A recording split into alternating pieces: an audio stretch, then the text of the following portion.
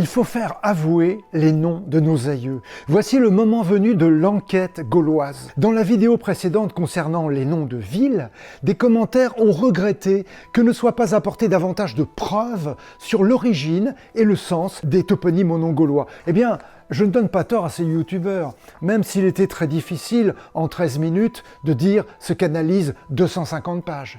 Et si, dans un premier temps, il s'agissait seulement de faire prendre conscience du nombre très important de villes qui tirent leur appellation de la langue gauloise. Nous venons aujourd'hui répondre aux attentes de ceux qui demandent plus d'explications.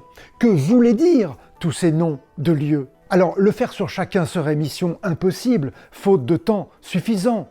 Mais parmi les 50 plus grandes villes de France, nous allons retenir les 26 dont l'appellation provient de la langue de nos aïeux pour préciser les origines de leurs appellations. D'où viennent-elles exactement? Que nous révèlent-elles? Eh bien, à nous de faire parler les noms maintenant. Alors Serge, j'en êtes-vous? Vous avez contacté la police? J'ai même renforcé la sécurité et Monsieur Burma de l'agence de détective Fiat Lux va mener l'enquête. J'ai toute confiance en lui.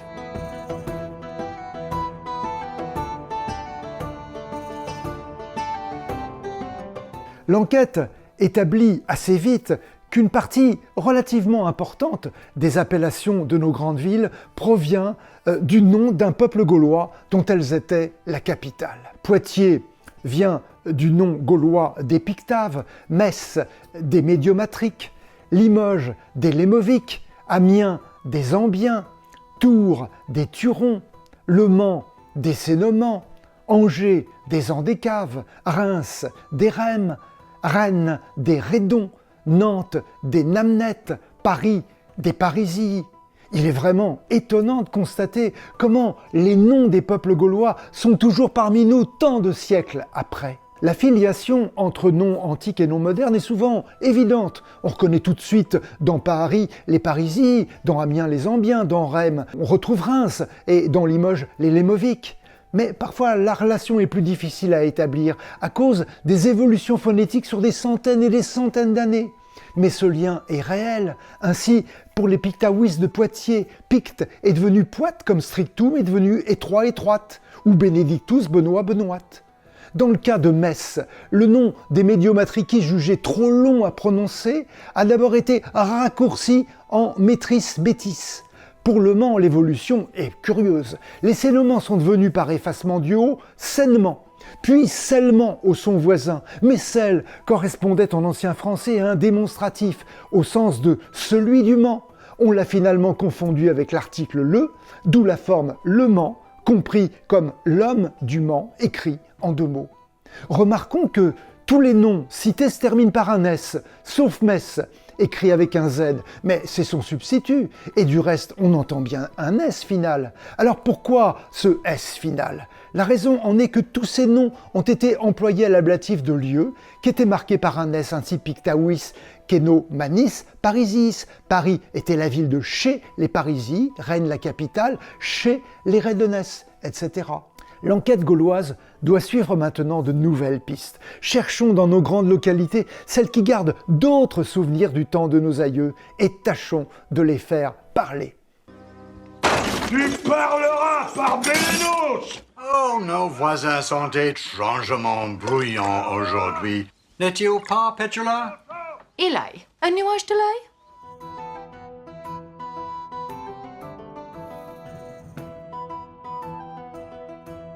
Un ensemble de grandes villes de France ont reçu un nom gaulois en rapport avec leur site premier d'implantation, qui répondait souvent à une capacité de protection. La vérité vient à se démasquer. Avignon était jadis Awenio, nom qui se compose de la racine celtique ave, qui signifiait eau, et du suffixe n, qui désignait une pointe, établissement de la pointe rocheuse des eaux. Flot du Rhône, enserrant dans son coude le rocher des Dons, ancien site d'établissement. L'appellation de Brest provient d'un gaulois bresto, hauteur, issu de l'indo-européen brost, gonflé. La cité s'était édifiée à partir d'un promontoire dominant la mer, éperon rocheux, qui a dû servir de lieu protecteur dès la protohistoire, avant de devenir citadelle militaire au bas empire, castellum, puis lieu d'un château. Besançon, en gaulois Wesantio, Besantio, contient dans son nom la racine Wes, qui signifie en gaulois courbé. La cité s'est développée effectivement dans une courbe du Doubs, un méandre qui l'enserre presque complètement, situation caractéristique qu'évoque César dans ses propos retranscrits. La rivière entoure la place presque tout entière d'un cercle qu'on dirait tracé au compas. Enfin, Nancy d'Antiaco était étymologiquement le lieu du cours d'eau, l'endroit de la vallée. Gaulois Nanto, celle de la Meurthe qui borde la cité.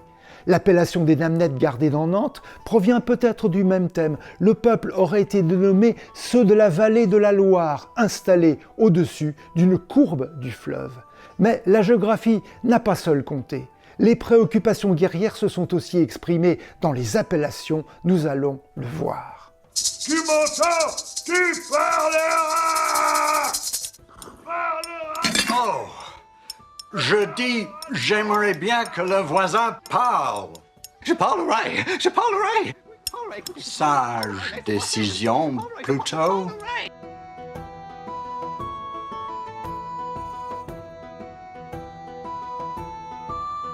L'interrogatoire sur les noms établit que plusieurs appellations gauloises de grandes villes contiennent des idées d'armes et d'engagement au combat. Des forteresses ont été aménagées par nos aïeux. Leur nom celtique spécifique, Dunon, littéralement enceinte, se reconnaît comme deuxième élément du composé Lug. Dunon à l'origine de l'appellation de Lyon. Une pièce à conviction a été retrouvée, une portion de mur gaulois de défense sur la colline de Fourvière qui infère l'existence d'une forteresse en ce lieu sécurisé de hauteur. Tours, Angers, Poitiers, Reims tirent leur appellation, on l'a vu, du nom de leur peuple gaulois. Les Touronaises de Tours étaient littéralement les forts, les gonflés, remplis de courage au combat celtique taureau. Les Pictaouis se dénommaient les furieux, celtiques Pictos, ceux qui expriment leur colère dans la bataille. Les Andécaouis se surnommaient les grands héros, thème gaulois issu d'une racine cave, puissant, fort, gonflé. Enfin, les Rémis de Reims s'affirmaient les premiers, ceux qui dominent en puissance les autres peuples, César ayant témoigné qu'ils étaient dans les premiers rangs effectivement en Gaule.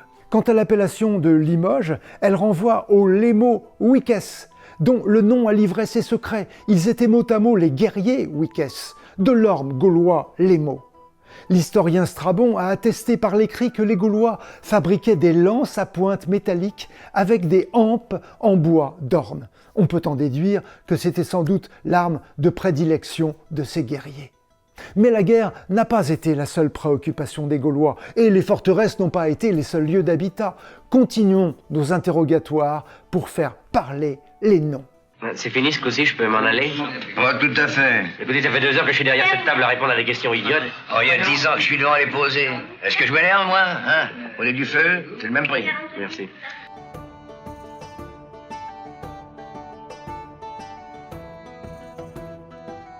Fait établi, l'élément gaulois ako ou yako était appliqué à un établissement, un domaine agricole. Il a marqué en finale des toponymes dont la première partie précisait une caractéristique du lieu, ou bien le nom du propriétaire. De là proviennent de nombreuses appellations de villes, ako, ayant souvent abouti à une terminaison en y, comme Bobigny, Chantilly, Évry, Ivry, Joigny.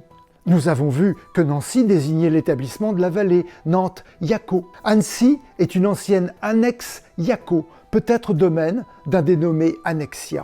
Le terme Yalo désignait en gaulois, au sens le plus ancien, une clairière. Des populations rurales ont procédé à des défrichements importants pour l'extension des cultures, mais aussi pour l'exploitation du bois et pour la construction des habitats. Yalo a fini par nommer couramment en Gaule un village, des groupes de maisons s'implantant dans de multiples campagnes. Il a abouti en français à la terminaison œil ou eil. Créteil, Argenteuil doivent la deuxième partie de leur nom à cet appellatif Yalo. Des activités de commerce ont été liées à certains habitats, des marchés se sont installés en périphérie. Ils étaient nommés en gaulois magos. Ce terme désignait d'abord un terrain plat, un champ ouvert. On avait donc à l'origine des champs de foire occupés périodiquement.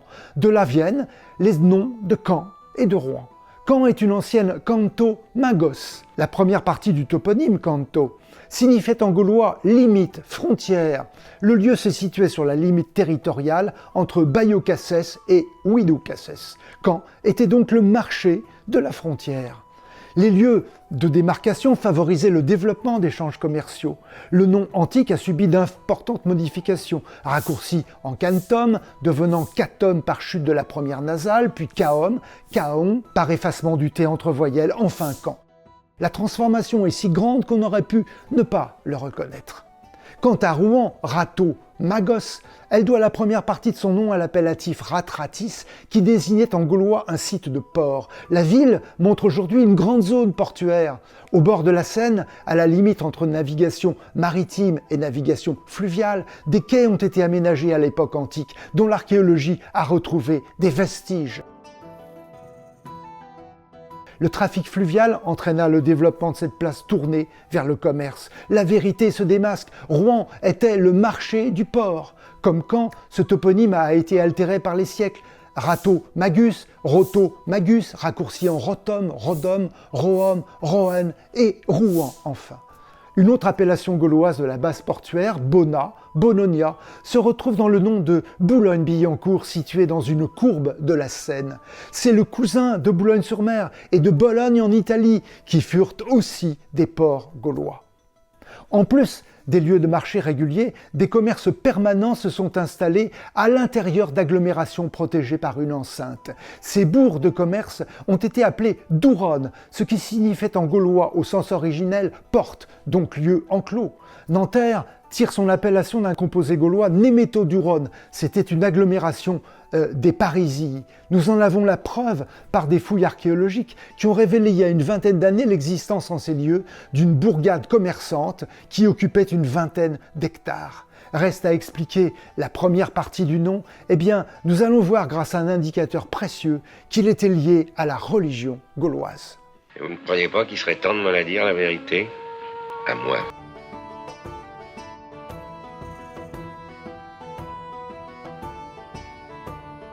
Plusieurs indices nous mènent sur la piste de noms liés au sacré. César, témoin privilégié, l'a avoué dans le Bellum Gallicum. La religion occupe en Gaule une place essentielle pour toute la population. Le terme néméton désignait en gaulois un sanctuaire. Nous en trouvons la preuve dans les écrits de Venance Fortuna. Nemetum fanum Gallica lingua refert. Nemetum signifiait en langue gauloise sanctuaire. Nanterre était donc un sanctuaire. Bien changé aujourd'hui, son appellation moderne n'a plus de rapport avec l'appellation ancienne Némétodurone, mais c'était bien un bourg commerçant du sanctuaire. Le nom de Nîmes a déjà été expliqué dans une précédente vidéo. Rappelons qu'il est attaché au dieu gaulois Némaoussos, théonyme formé sur le même thème Nem. On venait y prier le dieu dans le grand sanctuaire des eaux au pied du mont Cavalier, ce que l'archéologie a révélé. Les ondes sacrées ont eu pour les Gaulois une importance particulière. Le nom de Dijon remonte à un Gaulois dit Wiyot qui désignait une eau divine, celle de l'Ouche, rivière qui protégeait la frontière entre les Lingons et les Éduins. Toulon doit son appellation au dieu Télo Marsus, divinité des ondes naissantes, Télo désignant en gaulois une exsurgence, une eau fluente. On y priait le dieu pour ses sources au pied du mont Pharon, qui avait dû favoriser la naissance de la cité. Nous avons dit plus haut que le nom de Lyon s'était formé sur un gaulois, Dunon, forteresse.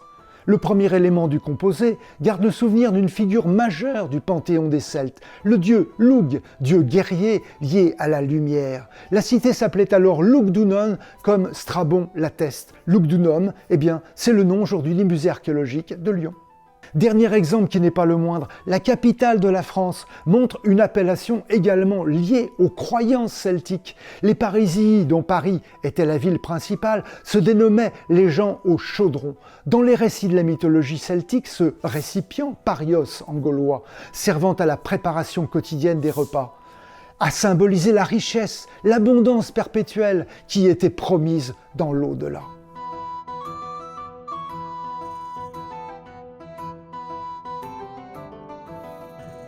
L'enquête linguistique tient de l'enquête policière. les noms de nos plus grandes villes gardent bien cachés des souvenirs riches de l'époque de la Gaule.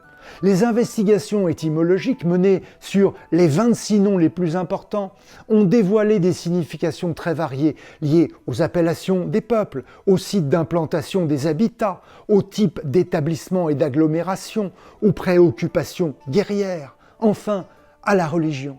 La vérité se démasque. Nos appellations de lieux viennent révéler des aspects majeurs de la civilisation gauloise d'il y a plus de 2000 ans. Les noms sont bien la mémoire de l'histoire.